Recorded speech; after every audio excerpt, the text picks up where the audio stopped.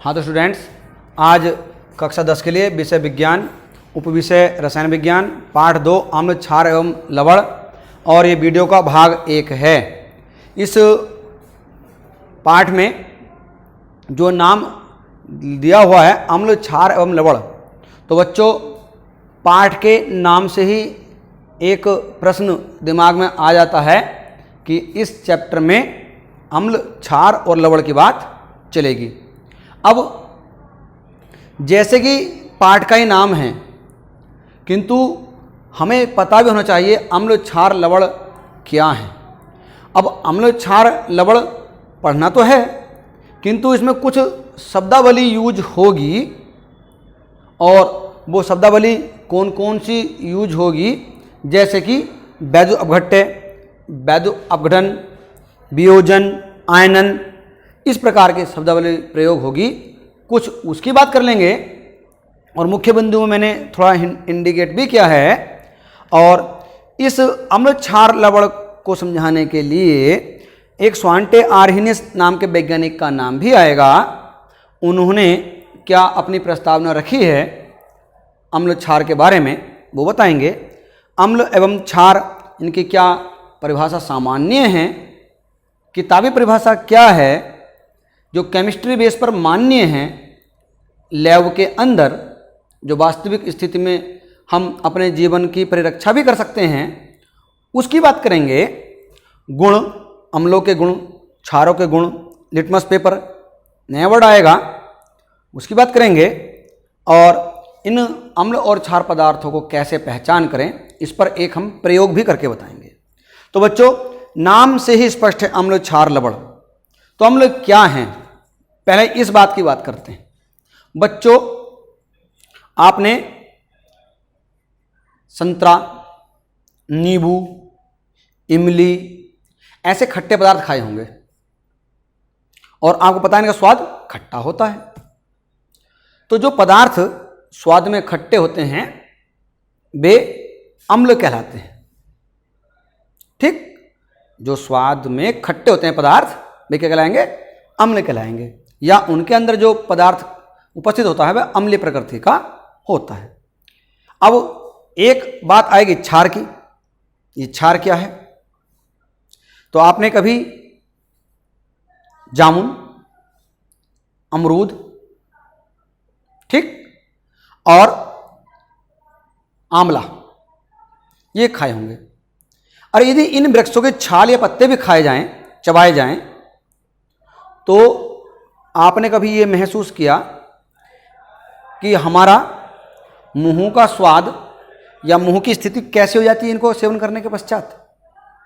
जाहिर सी बात है, आप यदि प्रयोग करके देखेंगे तो हमारा मुंह बंद सा जाता है, बड़ी अजीब कसैले सी, तीखी सी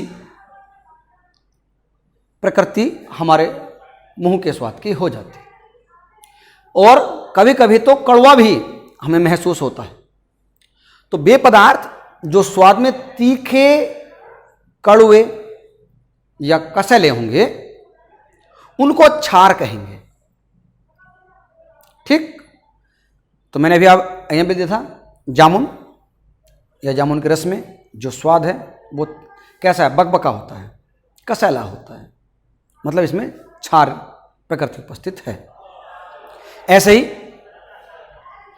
मैंने आंवले का एग्जाम्पल दिया, ऐसे मैंने नीम की छाल का एग्जाम्पल दिया, आदि। ये सब क्या है, इनके अंदर प्रकृति जो होगी वो क्या होगी, क्षारीय प्रकृति होगी, क्योंकि इनका स्वाद तीखा, कड़वा, कसैला के जैसे रूप में हो सकता है। अब जब खट्टे की बात करते हैं तो सौर, SOUR, सौर में खट्टा होता है, ये खट्टे स्वाद को दर्शाता है।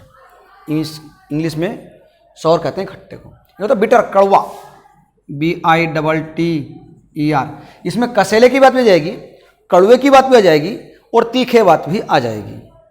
तो हम इस परिभाषा को शॉर्टकट में याद भी कर सकते हैं। कैसे, अंग्रेजी में substance which are sour in taste are acid.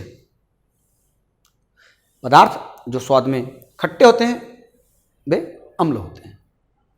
जैसे नींबू का रस, आंवले का रस, नींबू का रस, इमली का रस, या इमली आदि। अब ऐसी क्षार वे पदार्थ जो स्वाद में तीखे, कड़वे या कसैले होंगे वो क्षार कहलाएंगे। अर्थात substance which are bitter in taste are known as base. Base को हम एल्कालाइंस भी कहते हैं। अब एल्कालाइंस की बात हम क्षार ग्रुप में कर रहे हैं।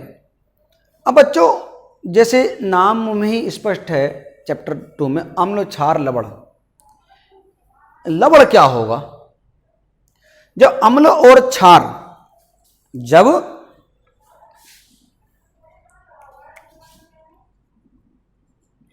अम्ल और क्षार आपस में जलीय अवस्था में अभिक्रिया करेंगे तो लवण बनता है, साथ में जल भी बन जाता है। तो जो ये ठोस पदार्थ बनता है, इसकी अवस्था ठोस होती है, तो अम्ल और क्षार की अभिक्रिया से जो ठोस पदार्थ रूप में पदार्थ प्राप्त होता है वह लवण कहलाता है। अब ये तो मैंने बहुत शॉर्टकट में आपको बता दिया अम्ल क्षार हैं क्या और लवण क्या है, किंतु इसका पूरा वर्णन पढ़ने के लिए हमें कुछ और भी शब्द का प्रयोग करना पड़ता है। जब वैद्य अपघट्य मैंने आपको वही बताया था। ये वैद्य अपघट्य क्या है? देखो बच्चों, वे सभी पदार्थ जो जल में घुलने पर इलेक्ट्रॉन मुक्त करते हैं या अपने विपरीत प्रकार के आयनों में टूट जाते हैं और उनमें से विद्युत धारा प्रवाहित की जा सकती है, वे वैद्य अपघट्य कहलाते हैं।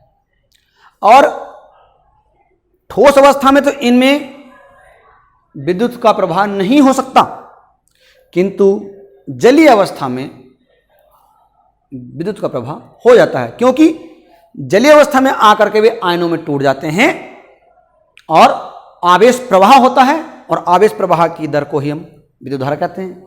मतलब विद्युत धारा तभी बहेगी जब आवेश वहां पर उपस्थित होंगे। तो मैं एक एग्जाम्पल ले रहा हूं कि वैद्य अपघट्य फिर क्या होंगे, कौन से वैद्य अपघट्य होंगे। तो देखिए, वैद्युत अपघट्य, ठीक है, जैसे कि एग्जाम्पल बता रहा हूं मैं आपको, HCl, NaCl, NaOH, KOH, HNO3, ठीक है, CH3COOH आदि जितने भी हमारे पास ऐसे साल्ट हैं जो जल में घुल करके आयनों को मुक्त कर देते हैं, विपरीत प्रकार के आयनों में टूट जाते हैं, वो सब वैद्य अपघट्य की श्रेणी में आते हैं। अब कैसे होगा ये देखिए कि आयन कैसे बनेंगे इनके। हमने इनको जलीय अवस्था में ले लिया HCl को, तो जल में घुलते क्या होगा, ये H कैटायन अर्थात हाइड्रोजन आयन और क्लोरीन एनायन अर्थात ऋणायन में टूट जाएंगे। ये आयन बन गए। अब आयन की उपस्थिति में ही विद्युत धारा प्रवाहित हो सकती है, ठीक है। तो यहां पर हमारे पास ये ठोस अवस्था में यदि होता तो घटना नहीं घटती, आयनों का आवाजाही नहीं हो पाती, किंतु लिक्विड अवस्था में ऐसा हो जाता है, ठीक है। ऐसे यदि हम NaOH की बात करते हैं एक्वस स्टेट में अर्थात जलीय अवस्था में, तो ये Na कैटायन बन जाएगा और क्या होगा, ये OH एनायन बन जाएगा।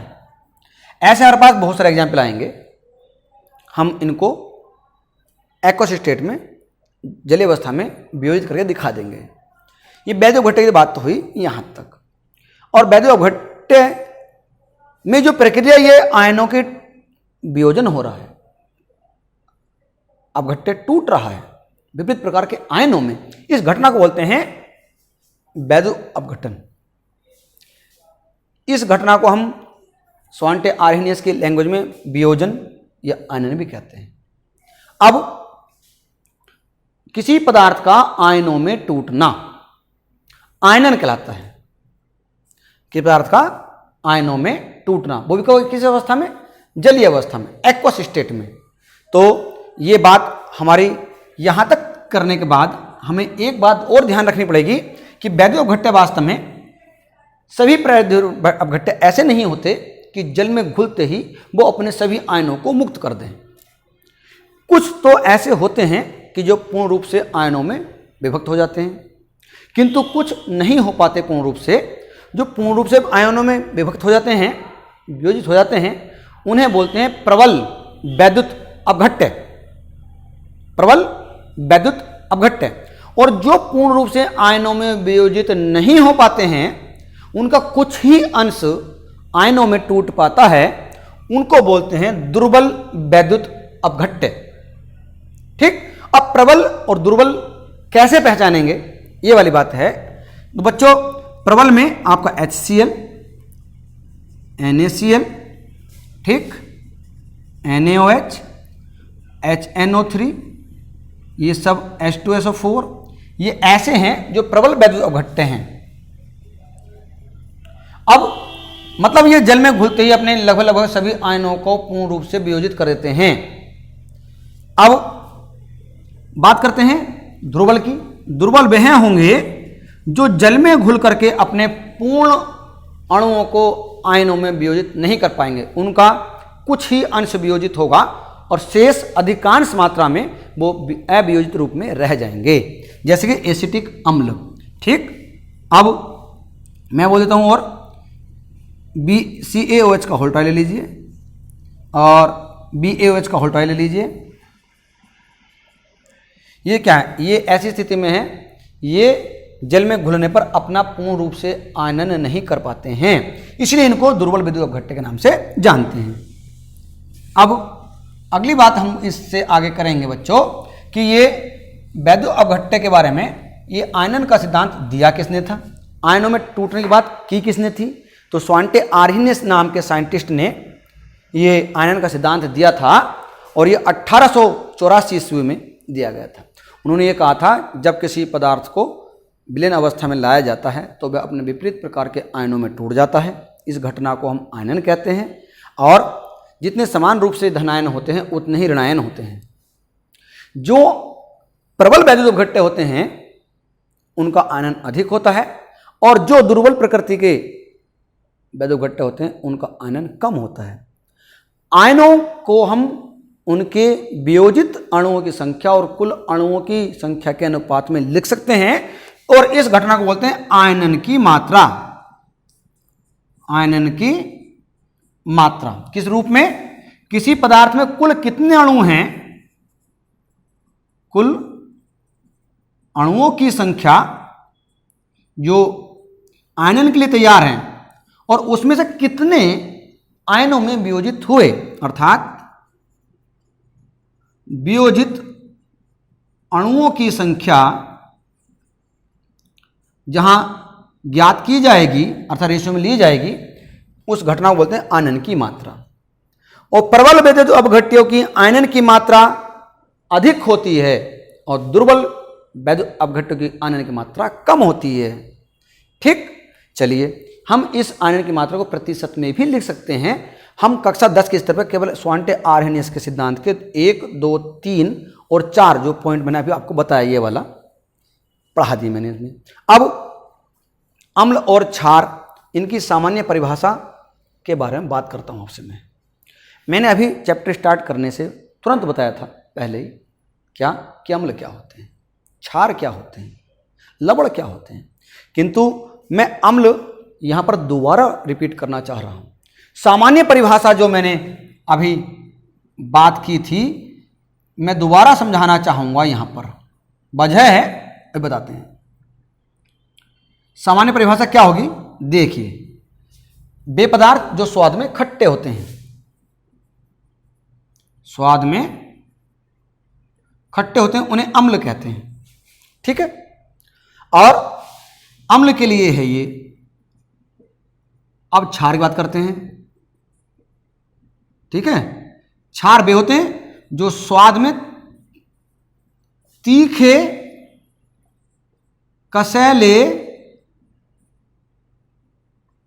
अथवा कड़वे होते हैं। अब भाई इन परिभाषाओं को यदि मैं एग्जाम्पल भी दे दूं उनके, नींबू का रस, संतरे का रस, इमली का रस आदि, तीखे में, कसेले कड़वे में आंवले का रस, ठीक, आंवले का रस ले लेंगे, और अमरूद आदि का रस। अब ये परिभाषाएं कहां तक हमारे केमिस्ट्री लैंग्वेज में सक्षम हैं, ये बात कायदे की आती है। वास्तव में रसायन विज्ञान में किसी भी पदार्थ को चखने की अनुमति तो होती नहीं। जिन पदार्थों हम जानते हैं उनको चखकर देख सकते हैं, जैसे मैंने भी एग्जाम्पल दिया नींबू आम आदि का, किंतु जिनको हम जानते नहीं उनको हम कैसे चख के देख लें? तो अगर वो हमारे लिए घातक हुआ, प्राणघातक हुआ, तो मृत्यु भी हो सकती है।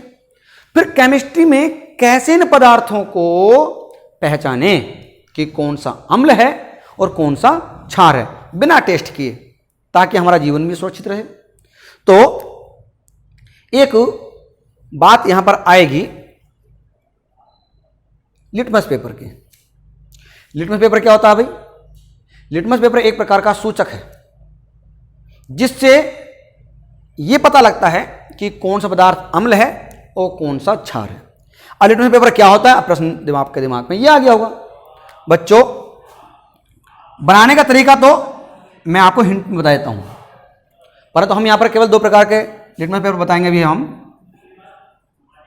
लिटमस पेपर, एक पढ़ेंगे लाल, एक पढ़ेंगे नीला, ठीक है? तो होता क्या है, आपने कभी लाल रंग की पत्ता गोभी देखी होगी, उस पत्ता गोभी को घिस करके बढ़िया करके उसका जूस निकाल लीजिए मिक्सी में, उस जूस को थोड़ा सा गर्म कर लीजिए, उसमें पानी की मात्रा खत्म कर लीजिए और एक प्लेट में उस जूस को भर दीजिए। एक कागज की शीट लीजिए, ठीक, A4 साइज ले लेना आप, और उस शीट को आप इसमें डुबो दीजिए 2-3 बार। जब सही प्रकार से डूब जाए, ये पेपर खराब ना हो, ये ध्यान रखना है। उसमें से निकाल करके आप एक धागे पर लटका कर उसको सूखा दीजिए 1-1.5 घंटे के लिए। जब सूख जाएगा तो आपका लिटमस पेपर बनकर तैयार हो जाएगा। तो हम उन्हें तैयार लिटमस पेपर की हम बात यहां पर कर रहे हैं, ठीक है? तो इस लिटमस पेपर की क्या खास बात है? लिटमस पेपर की फिर खास बात क्या है? यहां पर हमने लिटमस पेपर की बात क्यों की, ये तो प्रश्न उठता दिमाग में। भाई एक आपको सूत्र याद रखना है, ABR या आ नी ला। A for acid, B for base, R for red. अब इसका मैं ब्रॉड करता हूं, थोड़ा बढ़ा देता हूं। Acids turn blue litmus paper into red. It means अम्ल नीले लिटमस पेपर को लाल कर देते हैं। अब हिंदी में याद करें तो आ फॉर अम्ल, ना फॉर नीला, ला फॉर लाल, आ नीला, याद करने का तरीका।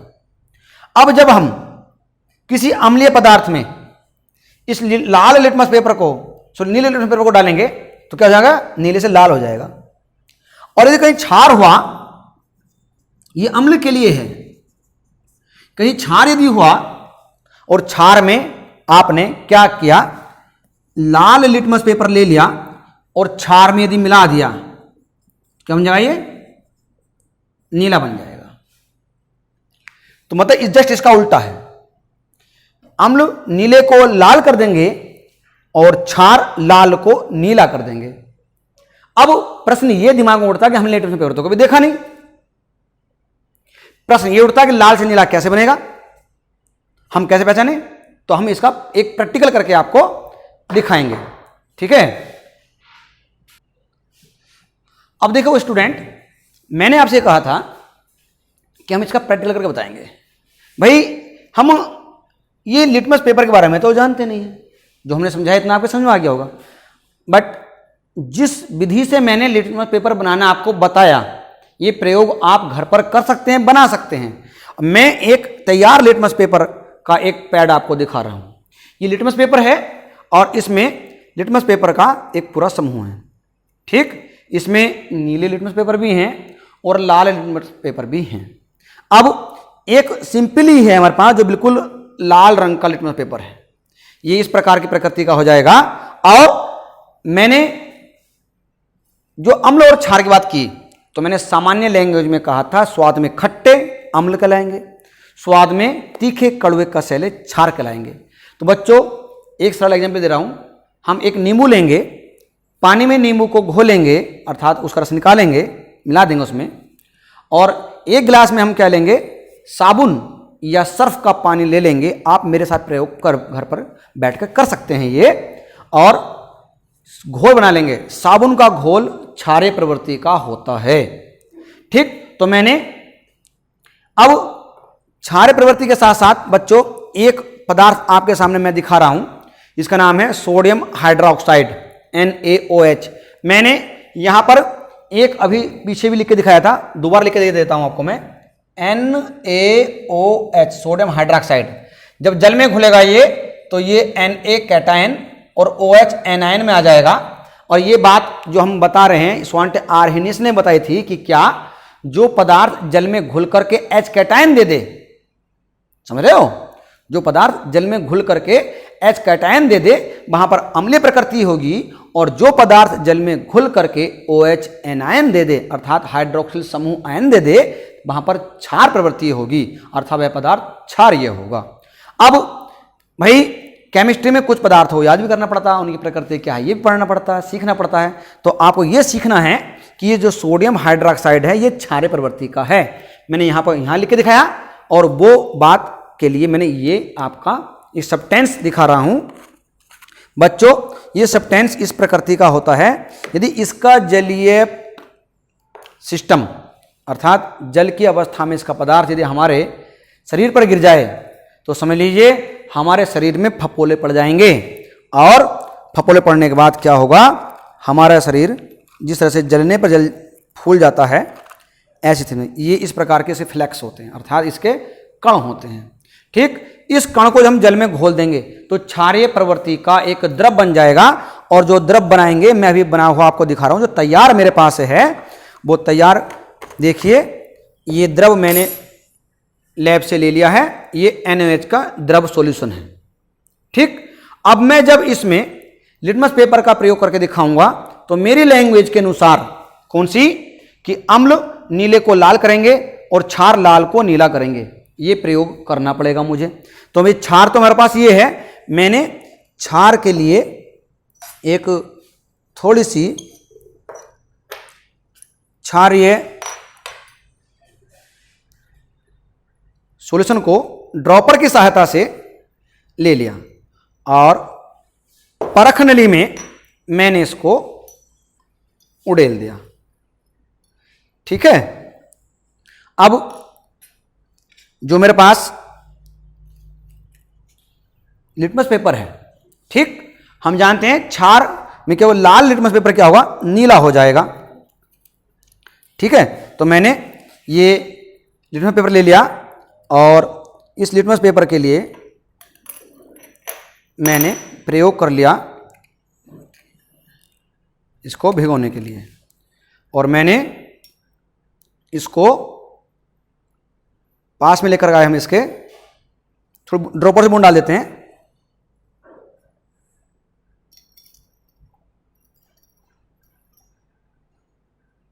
देखिए आपने इसका कलर परिवर्तित करते हुए इसका रिजल्ट देख लिया होगा, ये रिजल्ट चेंज हो गया, मतलब जो ये हल्के लाल रंग का था ये तुरंत ही नीले रंग का हो गया। मतलब हमारी जो थ्योरी हमने अभी आपको पढ़ाई वो क्लियर होती है कि क्या, कि जो हमारे पास क्षारीय पदार्थ होता है वह लिटमस पेपर जब हमारे पास कौन सा लाल होता है क्षार से मिलता है तो नीला हो जाता है। अब मैंने इस नीले लिटमस पेपर को कुछ देर के लिए रख देता हूं। ठीक है, अब मैंने क्या किया, एक प्रयोग और करके देखता हूं। प्रयोग कौन सा, कि मैंने कहा था अम्ल नीले को लाल करेगा। भाई मैंने अम्ल के लिए एक क्या किया, पहले एक नींबू ले लिया, नींबू को मैंने काट लिया और मैंने इस नींबू को एक पानी से भरे गिलास में उड़ेल दिया। ठीक है, अब ये स्पष्ट हो जाएगा आपके लैंग्वेज में कि ये अब खट्टा बन गया। खट्टा स्वाद वाला पदार्थ, अर्थात खट्टा स्वाद किसका होता है? अम्ल का। अब मैंने उसी ही लिटमस पेपर को, जो कि क्या हो गया था, नीला हो गया था, ठीक, उसको मैं दोबारा डुबाता हूं इसमें। अब नीला क्या होना चाहिए? नीला, अम्ल नीले को लाल कर देता है, ठीक। तो इसमें भाग नीले का भी है और वैसा भाग भी है। तो मैं प्योर एक नीला वाला पार्ट ही ले लेता हूं ताकि आपको कंफ्यूजन ना रहे। ठीक है, तो मैंने एक नीला लिटमस पेपर इसमें से निकाल लिया और मैंने इसको, नीले लिटमस पेपर को इस वाले पार्ट में डुबो दिया। अब मैंने डुबोने के बाद देखिए नीले से ये कलर चेंज हो गया, ये रेड कलर का हो गया। अब दो प्रयोग आपके समझ में आए, सही प्रकार समझ में आ गए होंगे कि अम्ल नीले को लाल कैसे करता है और लाल नीले को कौन सा पदार्थ करेगा। ठीक है, तो ये इसमें एक बात और आपको समझनी है, घरेलू प्रयोग और सीखिए आप एक। यदि आपके पास साबुन हो या सर्फ हो, साबुन के छोटे छोटे किरचे कर लेना, इसको महीन कर लेना, पानी में घोल लेना, क्षार पदार्थ बन जाएगा। क्योंकि आपके पास NaOH घर पर नहीं हो सकता, ये लैब का सिस्टम है, लैब का पदार्थ है, इसलिए घर में आपको नहीं मिलेगा। ठीक, तो आप साबुन के छोटे छोटे टुकड़ों को तोड़कर पानी में घोल लेंगे और नींबू आपके पास मिल ही जाएगा। तो एक गिलास में आप नींबू रख लीजिए घोल करके पानी में, और एक गिलास में आप साबुन को घोल लीजिए, सर्फ को घोल लीजिए। फिर जो मैंने आपको बताया था कि लाल रंग की पत्ता गोभी के जूस को निकालकर उसको हल्का गर्म कर लें, उसके अंदर पानी की मात्रा को सोख लें, फिर उसको एक चौड़ी प्लेट में कर लें, फिर A4 साइज का आप पेपर लें, उस पेपर को उसमें डुबो दें, पेपर को गलने ना दें, उसको निकाल करके आप कागज को निकाल करके सावधानी से चिमटी से धागे पर लटका दीजिए। फिर जब वो सूख जाए, कड़क हो जाए, तब उसको छोटे छोटे टुकड़ों में बांट लीजिए। इस प्रकार से आपका एक घर पर बना हुआ होममेड एक सूचक तैयार हो गया, मतलब लिटमस पेपर तैयार हो गया। और लिटमस पेपर आपके अम्लीय और क्षारीय पदार्थों की स्टडी करने में आपको पहचान कराते हैं। हम उन पदार्थों को चखने से बच जाते हैं, हमारे जीवन की सुरक्षा होती है। इस प्रकार से अम्लीय और क्षारीय पदार्थों को घर पर आप निरीक्षण कर सकते हैं। आज के पाठ में मैंने आपको जो समझाया, उम्मीद है आपको प्रयोग की दृष्टि से भी और लैंग्वेज की दृष्टि से भी समझ में आया होगा। आप इस चैप्टर को ध्यान से पढ़िए और इस वीडियो को ध्यान से देखने के बाद शेयर और कमेंट कीजिए। Thank you.